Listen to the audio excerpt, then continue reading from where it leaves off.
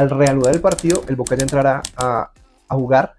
No voy a decir que por jugar, la MLS, a pesar de tener tanta infraestructura y de contratar tantos jugadores buenos, pero ya más veteranos, aún le falta muchísimo para poder ser competitiva en una... Que parcero, se jugó el grupo C de este Mundial de Clubes que sigue hermosísimo y ya tenemos la primera gran decepción de la Conmebol, así que hagámosle pues. Vamos a empezar con el partido de Benfica-Bayern de Múnich. El Bayern de Múnich llegaba con 6 puntos y con un montón de goles a favor, 12, y solo uno en contra. Le había ganado 10-0 al Auckland y le había ganado 2-1 al Boca. Y era el favorito para pasar primero con 9 puntos, la verdad pensé que iba a arrasar. Y el Benfica llegaba necesitado de ganar porque tenía 4 puntos, el Boca tenía 1, así que ganando lo podía alcanzar, dependía ya de la diferencia de gol, bueno, hacer sumas y restas, que ahorita cuando hable el partido del Boca les digo cómo eran las sumas y las restas. Así que el Benfica llegaba obligado a ganar, mínimo a empatar. El partido se jugó en el Bank of America Stadium en Charlotte y fueron 33.287 personas a ver ese partido, partidazo. El partido finalmente quedó 1-0, gol de Sheldrup, asistencia de Di María, oígase bien, y con ese triunfo el Benfica hace algo histórico porque es la primera vez en la historia, valga la redundancia, que le ganan al Bayern de Múnich en una competencia. Entonces fue sorprendente, nadie lo tenía entre los papeles, las estadísticas más largas están para romperse.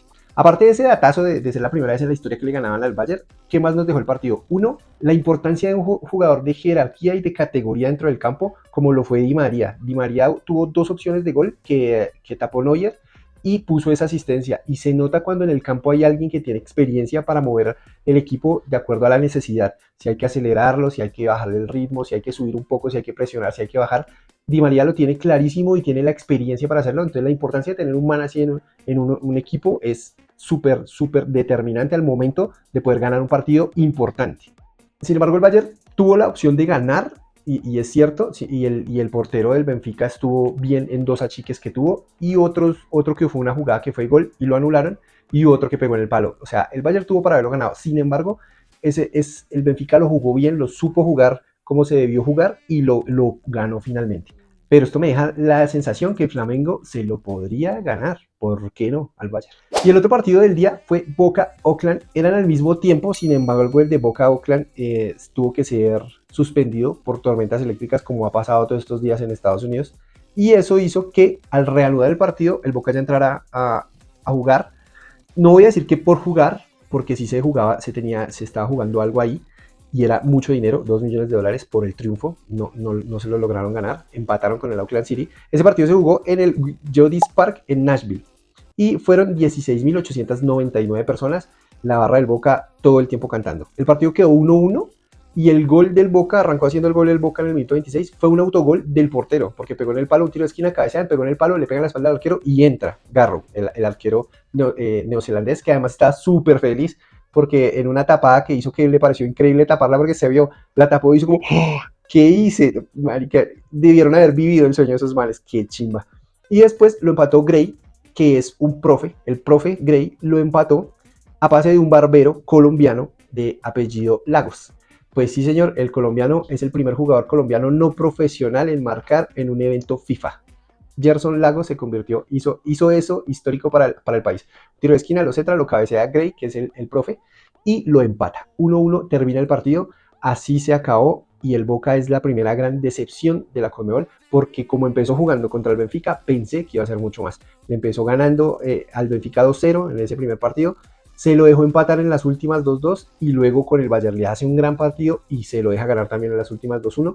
Entonces nosotros, pues la teoría diría que a Auckland los iban a llenar, pues no fueron capaces de ganarle al Auckland y se van súper, o sea, es una excepción muy grande para la Conmebol, para sus hinchas, los apoyaron hasta el último momento, aún sabiendo que están eliminados, cantaron todo el partido, un aplauso para la 12 del Boca, son unos cracks. Entonces, en conclusión, en este grupo pasaron los dos que en teoría debieron haber pasado, sin embargo el Boca pudo haber hecho algo más si no hubiera fallado en el primer partido contra el Benfica. Con esos resultados pasó el Benfica primero de ese grupo, que no me lo esperaba, con 7 puntos, segundo el Bayern con 6, el Boca se quedó con 2 punticos y el Auckland City hizo un punto histórico para ese club. Salieron felices, salieron celebrando, todos saltaban, todos se abrazaban, como si hubieran ganado un mundial por haber hecho un gol y un punto en un mundial. Sorprendente, eso me pareció una chimba, las cosas lindas del fútbol. Mientras tanto, en el grupo D pasaron los que tenían que pasar, los que sobre el papel eran los favoritos, el Flamengo y el Chelsea. En cualquier orden podía ser, en este caso fue el Flamengo primero y después el Chelsea. El primer partido que voy a hablar es el del Chelsea. El Chelsea jugó contra el Esperance de Tunis y el Esperance de Tunis tenía la esperanza de pasar a la siguiente ronda porque tenía los mismos puntos del Chelsea. Con un triunfo pasaban, o sea, hasta el último partido estaban vivos, cosa que no esperábamos.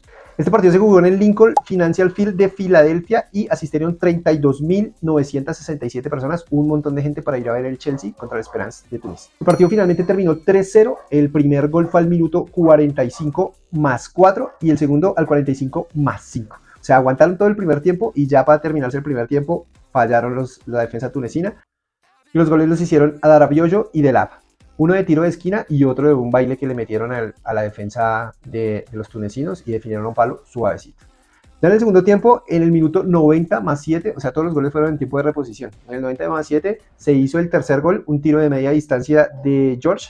Y el arquero de Túnez ahí sí, manitas de mantequilla, muy blanditas las manitas, necesita hacer mucho más trabajo de fuerza en sus brazos porque el taponazo le dobló las manos y el balón fue para adentro. Para hablarles de algunas estadísticas del partido, fue muchísimo más. El Chelsea tuvo el 74% de posesión de balón, o sea, todo el tiempo lo intentó. Hizo 16 remates, 16 remates y esos 3 al arco, 3 goles, efectividad del 100% en cuanto a remates al arco que entraron al arco. O sea que el arquero no atajó ninguno.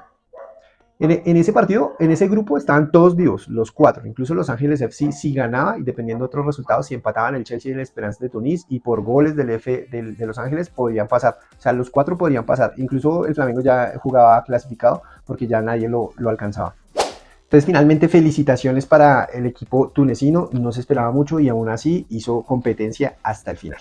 El otro partido del día fue Flamengo Los Ángeles FC y ese partido pues ya el Flamengo estaba clasificado, entonces jugaba clasificado. Los Ángeles FC sí necesitaban un triunfo para poder avanzar y esperar un empate al otro lado y hacer muchos goles, la verdad. Ese partido se jugó en un estadio súper bonito, en el Camping World Stadium de Orlando y se llenó. Ese estadio le cabe creo que eso, 32.933 personas, estuvo hasta las banderas. El partido finalmente quedó 1-1, la verdad no lo esperaba. El Flamengo, sin embargo, jugó con un equipo combinado, mixto, no todos los titulares jugaron, ya estaban clasificados, pero pues sin embargo los que entraron eran severos jugadores. El partido se abrió hasta el minuto 84, bueno, el marcador se abrió al minuto 84 con un contragolpe perfecto de Los Ángeles FC y el gol lo hizo Bounanga a salida del portero, se la definió por debajo, tómalo. Y a los 2 minuticos, eso sí, el Flamengo aceleró rápido y lo empató con un gol de Wallace, como son los goles brasileños, con pura magia, con puro enganche, con pura gambeta y definición a un palo suavecito. Eso tienen los brasileños, tienen unas figuras increíbles que en una jugada arreglan un partido. Para hablar de algunas estadísticas, el Flamengo sí fue mucho mejor, tuvo el 66% de posición en el partido, tuvo 19 remates al arco, falló varios, uno incluso 2 al palo, y hizo 2 al arco. De esos 2, uno pues fue gol. Y otro dato que me parece sorprendente y que lo he venido viendo en todas las competencias, la cantidad de pases que se hacen dependiendo de la categoría, sub-17, sub-20 o mayores. Ya en una categoría mayores y en clubes profesionales, como les dije, pasan más de 600, 650 pases en los partidos con precisiones del 85-90%. Esto es fútbol de alta calidad. En este partido el Flamengo hizo 659 pases y con una precisión del 90%, o sea, una bellecera. Entonces con ese marcador y con esos resultados finalmente pasó el Flamengo primero con 7 puntos, segundo quedó el Chelsea con 6 como era de esperarse, tercero el Esperance de Tunis con 3 y Los Ángeles FC también se fueron con un puntico, igual que el Auckland City.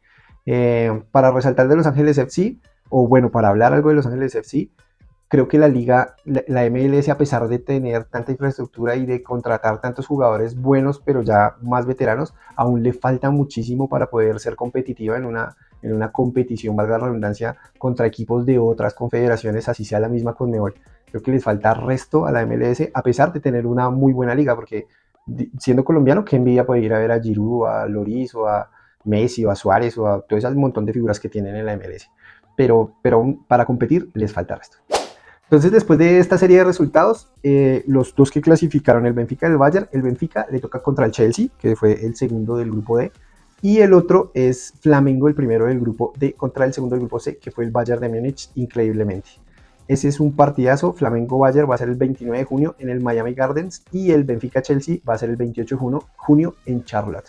Así que tenemos fútbol de clase, de calidad alta, esperemos que siga así, vamos a ver cómo se comportan los siguientes grupos. No siendo más, gracias por verme, por escucharme y nos vemos en un próximo capítulo de los Paus y Z. Sin embargo, el Chelsea, bueno, este partido se jugó antes de... El partido finalmente terminó 3-0. Ahí está Tunecina. El partido final hicieron los goles de Lab y Adorabio. ¿Qué? Adarabioyo. Adarabioyo. Uy.